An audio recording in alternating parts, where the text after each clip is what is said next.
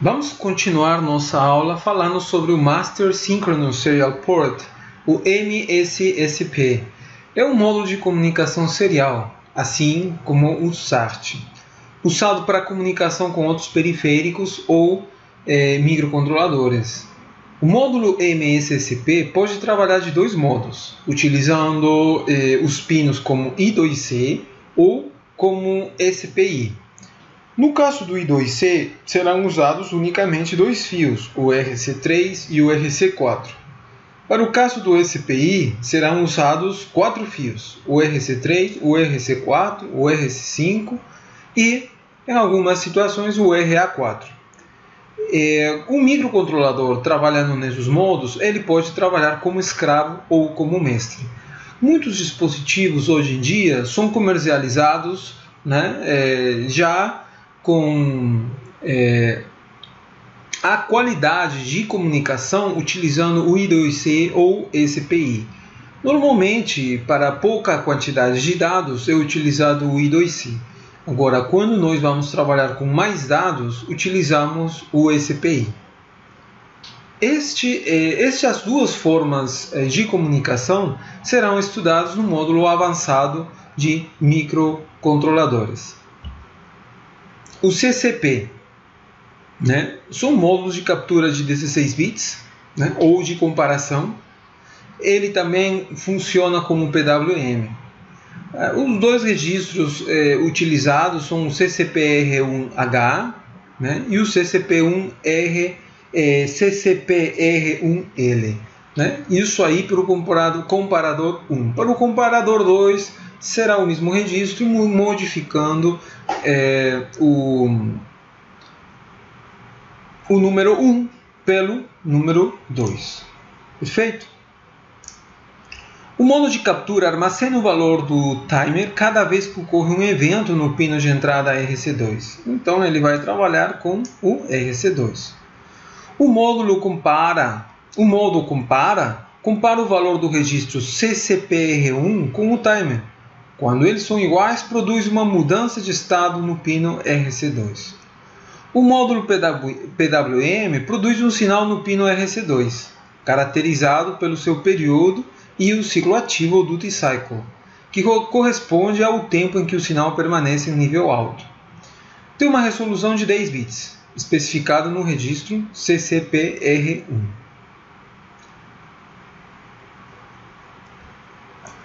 O EEPROM pode habilitar-se ou desabilitar-se para ser usado como memória de armazenamento secundário, ou como memória de programa com registro usando o registro EEPGD, configurada com os registros EECOM1 e EECOM2. Para ser usada como memória de dados, escrever o endereço desejado no registro EEADR ou no bit EEPGD e no registro EEDATA. O dado estará disponível. Requer de sinais de controle de fluxo de informação, como o EEWR para escrita e o EERD para leitura. A porta paralela executa a transferência de 8 em 8 bits de forma paralela. Então a gente vai precisar de 8 pinos físicos. Utiliza 3 sinais adicionais de controle, o RD, o WR e CS. Ativada com o bit PSPIE do registro PE1. O subbit PSPIF do registro PIR1 para ativar a interrupção. Bom, já vimos que muitos periféricos, na verdade todos os periféricos, dependem de bits, de bytes, para você realizar configurações, fazer leituras de estados e fazer o uso em geral desse tipo de periféricos.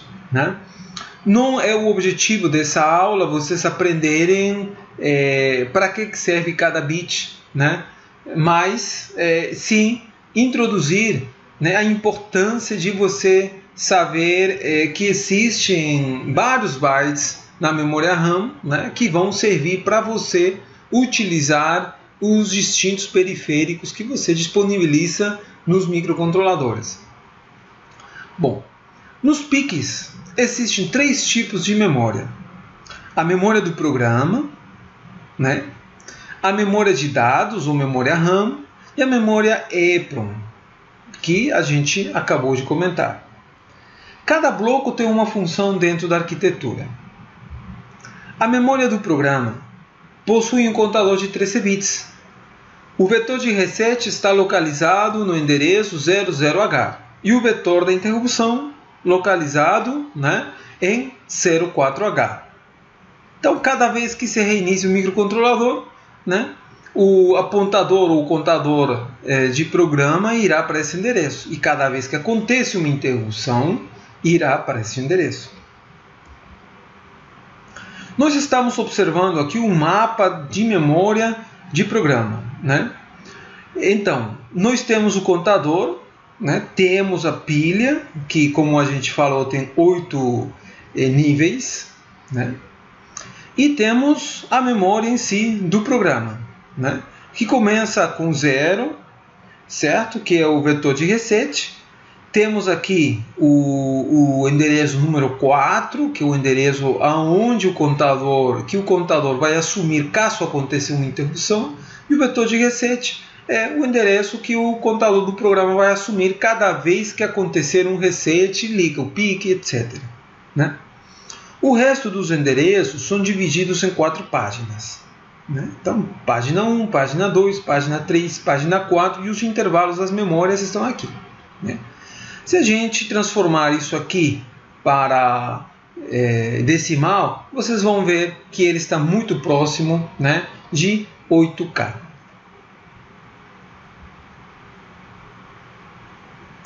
Memória para dados RAM. Dividida em múltiplos bancos, como a gente tinha comentado. Né?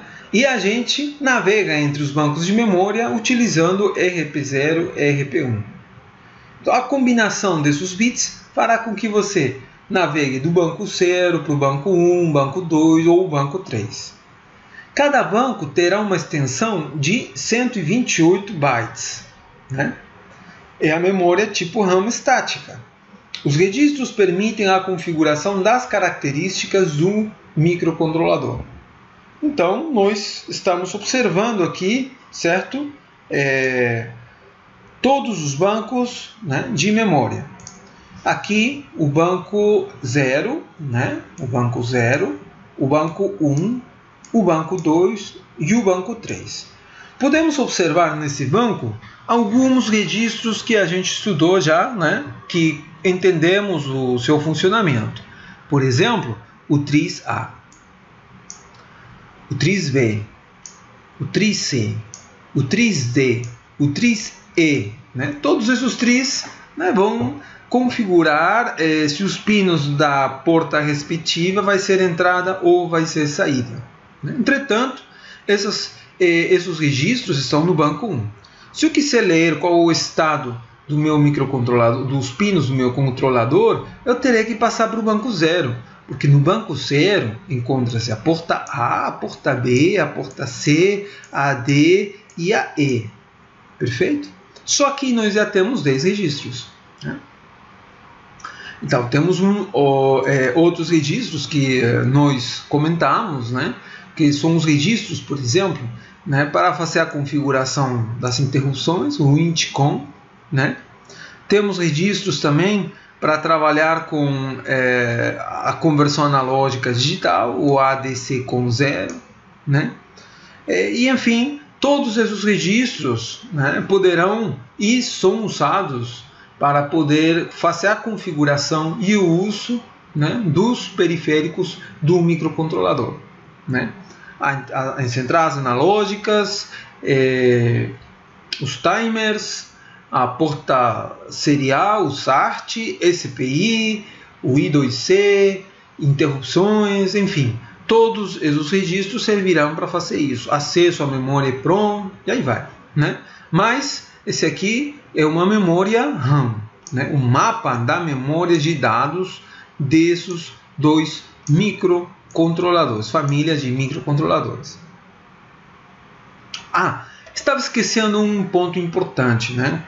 A partir de aqui, você tem livre essa memória, não é utilizada para outras coisas. Então, você poderia utilizar, né, esses espaços de memória para um propósito geral, né, no programador. Então, o programador fica livre, né, para poder utilizar esses espaços aqui de memória. Perfeito? Vamos lá, né?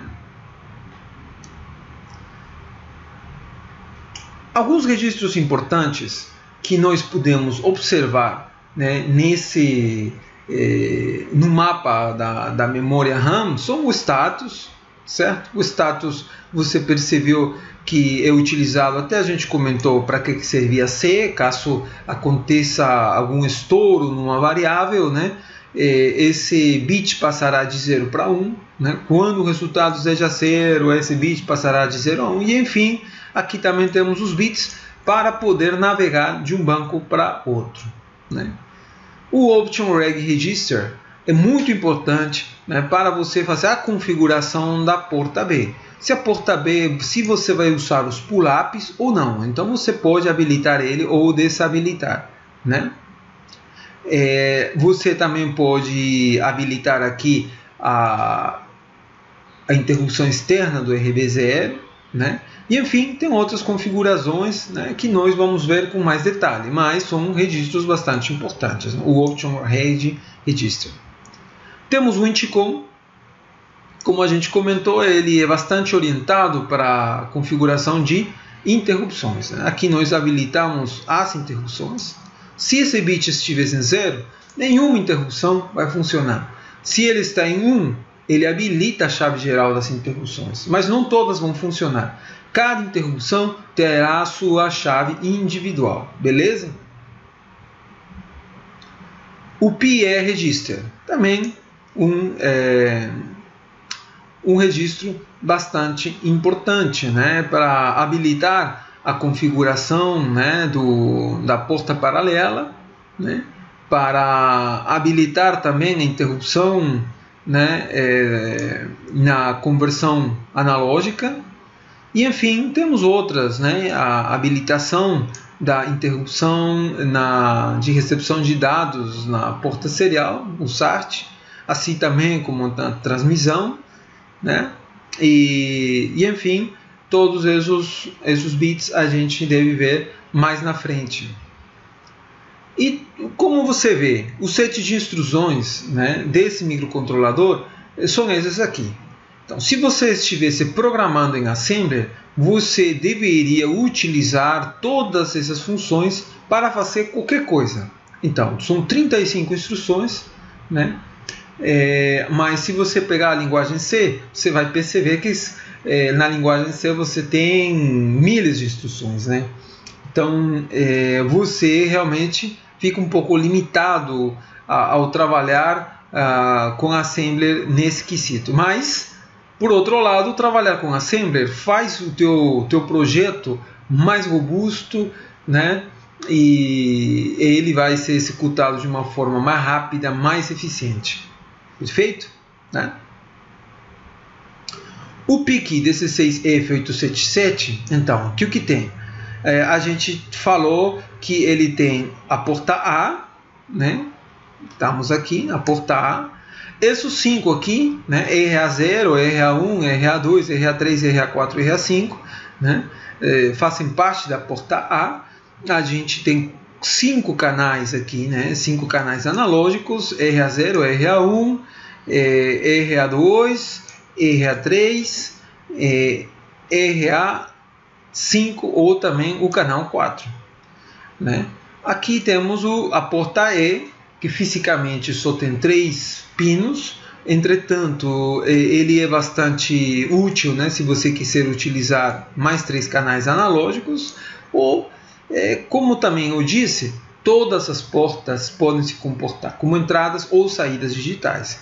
O 11 e o 12 você vai usar para fazer alimentação, né, e o 13 e o 14 você vai ligar, certo? Né? Aqui o cristal, né, e o capacitor respectivo, lembrem, né? Capacitor respectivo. Isso aqui para a terra, né? Alimentar o BDD para 5 volts, o BSS também para terra, perfeito, e o Master Clear. Necessariamente você vai ter que colocar ele para 5 volts. Aí é tudo que você precisa para você poder rodar o microcontrolador. Se você quiser colocar um botão de reset, utilizando o Master Clear, você coloca aqui um botão, né? Ele para a terra, e cada vez que você aperta esse botão, a tensão de referência 0 passará no pino 1, no Master Clear, e ele resetará o microcontrolador, né? Além disso, nós temos a porta C. Desse lado nós temos, se eu não me engano, 4 bits, e desse outro lado 4 bits, né? Temos a porta D, que é a porta paralela, né? Temos a porta B, que tem as interrupções externas, né? Em RB0 aqui, né? Em RB0 a interrupção externa, e temos mais 4 interrupções, né? RB4, RB5, RB6 e RB7, certo? Esses pinos PG, D, PGC e PGM, nós vamos comentar mais na frente, eles são usados para gravar o microcontrolador, fazer a gravação do microcontrolador. BDD e BCS estão em curto com o 11 e o 12. RD7, a RD0, né, a porta paralela, PSP 7, 6, 5 e assim respectivamente. Na porta C nós temos a comunicação, o SART serial, o RX e o TX, né? Na porta RC também nós temos a comunicação I2C, a comunicação RC5 também será usada, RC3 para o SPI, né? Perfeito, né? E é isso aí, né? Então esse aqui é o microcontrolador que nós vamos estudar, o PIC16F877, né? Então nós vimos o que? Características gerais, microcontroladores da série, um pouco sobre a arquitetura, falamos sobre cada parte dessa arquitetura, sobre a organização da memória, lembrando que esse microcontrolador tem memória de programa, memória RAM. A memória do programa é basicamente onde o programa, né, vai ser salvo. Esse arquivo que foi compilado, que como produto da compilação você teve o arquivo .exe, né, que tem vários caracteres em hexadecimal. Esse arquivo vai ser gravado, né, na memória do programa. Temos a memória RAM utilizada para, enfim, declaração de variáveis, etc.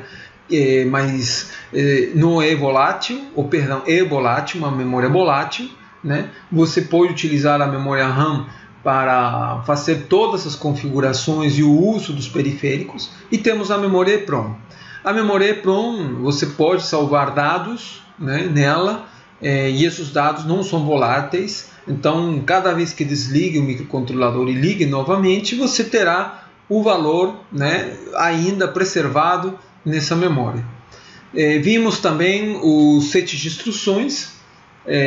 Os sets de instruções são 35 instruções, isso quando nós trabalhamos em Assembly. Finalmente, fizemos um resumo dentro, mostrando o microcontrolador, como se faz a ligação, né, qual é a composição, a estrutura básica do microcontrolador, quantas portas tem, para que serve cada porta, e assim vai por diante. Então, nós finalizamos essa aula onde pretendíamos mostrar as características gerais do microcontrolador PIC16F877.